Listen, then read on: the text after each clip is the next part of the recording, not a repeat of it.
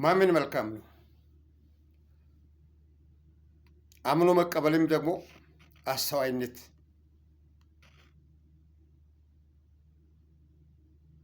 በጣም አስተዋይ ያደርገዋል። ይህ ሰው አስተዋይ ነው፣ በነገሮች ሁሉ ይታመናል ይላሉ። ስለዚህ እኔ ብለህ ራስን ምን እየሆንክ እንዳለህ ጥያቄ አቅርበህ ታውቃለህ? በራሴ ላይ ለራሴ ሌላውን ሰው ሳታይ እጅን ሳትቀስር እኔ ብለህ ለራስህ ምን እየሆንክ እንዳለህ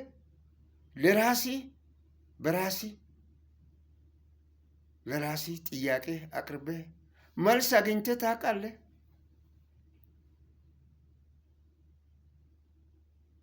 እኔ ራሴን ጠይቄ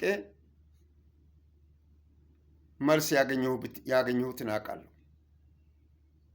ራስን ባልጠየቅኩበት ጊዜ የነበረኝንና ራስን ጠይቄ ራስን ለራሴ ጥያቄ አቅርቤ ራሴ ጥያቄ አቅርቤ መልስ ያገኘሁበትንና ያላገኘሁበትን ለይቼ አውቃለሁ። አስቀድሜ ራስን የጠየቅኩት ምን ትፈልጋለህ? እኔ ምንድን ነው የምፈልገው? የሚለውን ጥያቄ ለራሴ ያቀረብኩ። የኔ ፍላጎት ምንድን ነው? ምን ለመሆን ነው የምፈልገው ብዬ ራሴን ጠየቅኩ። ይህን ጥያቄ ለራሴ ሳቀርብ መልሱን ለማግኘት አልቻልኩም።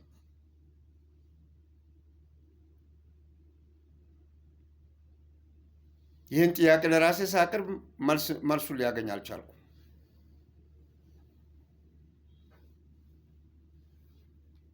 ራስን ለራሴ ጥያቄ አቅርቤ መልሱን ማግኘት ሳልችል ሲቀር ይህን ራሴን ማየት ጀመርኩ። ይገርማችኋል። እናንተ ይህንን አድርጋችሁ ታውቃላችሁ? ይህን ታደርጋላችሁ ወይ? ለራሴ ጥያቄ አቅርቤ መልስ ስጣጣ ባጣህበት መልስ ውስጥ ራስን ማግኘት ትችላለህ።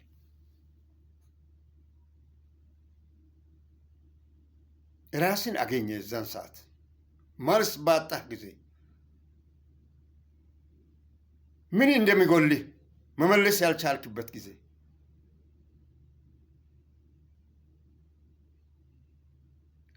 ሌላውን መጠየቅ አይደለም፣ ሌላም መመልከት አይደለም፣ ስለ ሌላው መናገር አይደለም፣ ስለ ራሴ ለጠየቅኩት ጥያቄ ለራሴ መልስ መስጠት ሲያቅት ራስን ታገኛለህ። እዛን ሰዓት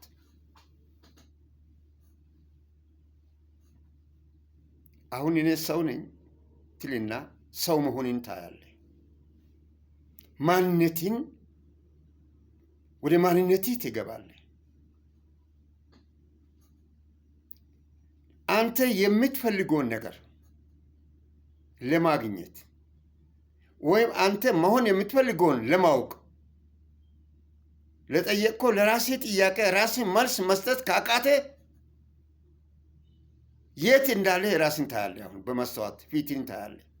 ፊትን መልሰህ ወደ ማስተዋት ስትመለከት በማስተዋት ራስን መልሰህ ታይና እኔ አንድ ጊዜ አንድ ሰው ልጅ ወልዶ ጎሽ ዓይንህን በዓይንህ አየህ ብዬ ስለው የሰደብኩት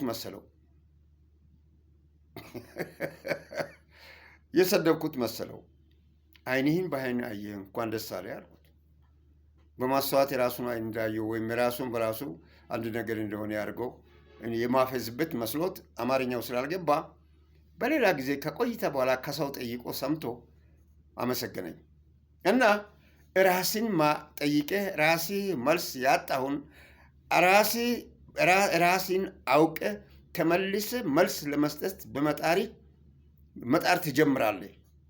ምን እንደምትፈልግ ለምትፈልገው ነገር ፕላን መኖርህና አለመኖርህን ፕላን ማውጣት መጀመርህንና የፕላንን ትርጉም የእቅድን ትርጉም እያጠና እያወቅ እያረጋግጥ ስትሄድ የቀን እቅድ፣ የወር እቅድ፣ የዓመት እቅድ አውጥተህ መሄድ ስትጀምር ለራስህ ለጠየቀው ጥያቄ መልስ መስጠት ትጀምራለህ። እቅዱ መሰረት ስትሄድ የሚጎልህ ካለ ራስን አሁንም ሌላውን ሳታይ ራስን እያየ ሰው ከመሬት ነው የተፈጠረው። ሁሉ ነገር በመሬት ላይ ነው ያለው። ከሰማይ ያገኙት ነገር አንድም የለም ከአየር በስተቀር መሬት ላይ ነው ያለው። አፈር ውስጥ ነው ያለው። የምትበላውም ከአፈር የበቀለን ነው። የምትኖረው ራስ ደስት አፈር ነህ። ስለዚህ ራስህን ጠይቀ ራስህ መልስ ማግኘት ያልቻልከውን ለምንድነው መልሱን ያላገኘው ብለህ ራስህ ስታስብና ስታሰላስል መልሰህ ራስን በዛው ውስጥ በማየት ነው ሰው መሆንን አውቀ ምን እንደሚጎልህ አውቀ የተነሳው ማቀድ ጀመርኩ። የቀን እቅድ፣ የወር እቅድ፣ የዓመት እቅድ። ከዛ በኋላ ባደረግከው እቅድ ትርፋማ ነህ፣ ትርፋማ አይደለውም። እኔ ያቀድኩት እቅድ እኔን ትርፋማ አደረገኝ አላደረገኝ ይሄ ሌላ ስራ ነው። ራስን አግኝተሃል። አሁን ለምታደርገው መልስ ስላገኘ የምታሻሽለው የማሻሻያ ዘዴ ነው። ማሻሻያ የእድገት መሰረቱ ራስን ማወቅ ብቻ ነው። ራስን ጠይቀ ለራስህ ያጣው መልስ ራስን ስታገኝ ራስን መልስ አገኘ ማለት ነው። ስለዚህ ከዛ በኋላ ወደ መሬትም ይሁን ወደ ሰማይ የትም ተፍጨርጨር በእቅድ መሰረት የምታገኘው ራስህን ጠይቀ ራስህ መልስ ለመስጠት ላልቻልክ ባለመቻሌ ምን ሆኜ ነው መልስ መስጠት ራስህን ጠይቀ ራስህ ያላገኘው ብለህ ራስህን ስታገኝ የጀመርከው ስለሆነ እስከምትሞት ድረስ እስከምትደክም ድረስ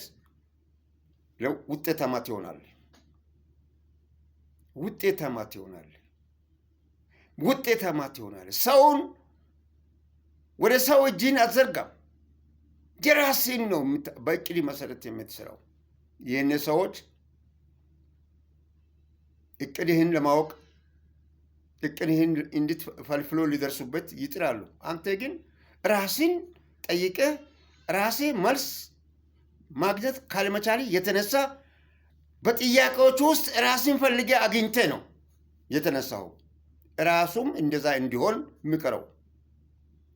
እቅድህን እንዳትናገር፣ የቀን የወር የዓመት እቅድህን እንዳትነግር፣ በተረትም በምንም እንዳትነግር። ይህን ነግርሃለሁ። ካገኘሁት ልምድ ተነስቼ ነው ይህን የምነግርህ። አንተም ብትሆን ስትነሳ ሰውን አይተህ እንዳትነሳ፣ ትወርቃለህ። ሰው የሚያደርገውን ለማድረግ ብለህ አትፈልግ። ኮፒ ራይት የተከለከለ ነው። ኮፒ ስታደርግ ተጠምዝዘህ ትወርቃለህ።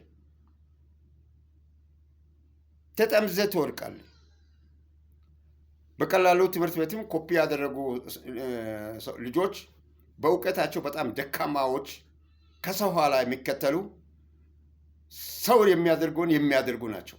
አሁንም ድረስ ያሉ የተንሰራፈው በሙሉ ኮፒራይት የተከለከለውን ሀሳቡን ቀይሮ በሌላ ሀሳብ አስመስሎ በመጻፍ ደራሲ እየተባሉ የሚጠሩ አሉ። እንደዛ ትሆናለህ። ራስን አላገኘም። ለራሴ ጥያቄ አቅርቤ ለጥያቄው መልስ በማጣቴ ራስህን በጥያቄ ውስጥ አላገኘህምና ነው። ይሄ ሁሉ በጥያቄ ውስጥ መልስ ባጣሁ ውስጥ ራስን ስታገኝ ሁሉ ነገር ኩሉል ብሎ ይታያል። መልስ ያጣሁት ምክንያት ለምንድን ነው? እኔ እኮ ለእኔ ጥያቄውን ያቀረብኩት እኔ ለራሴ መልስ መስጠት እንዴት ያቅተኛል ብለህ ስትነሳ ይህን በእውኑ ራሴ ትታያለህ። በሀሳብም ራስን ታያለህ። በህልምም ራሴ ያቀድከውን የራሴ ተግባር መፈጸም የምትፈልገውን ማየት ትጀምራለህ።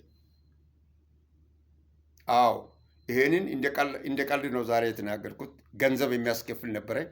በገንዘብ ነው ይሄ ነገር መነገር የነበረበት። በነፃ ሰጥቻችኋለሁ። በጣም በነፃ ሰምታችኋል። ምሳም እራትም ቁርስም አይደለም ማክሰስም አይደለም። በፈቃደኝነት የነገርኳችሁ ሀሳብ ስለሆነ ለዛሬ ይበቃችኋል።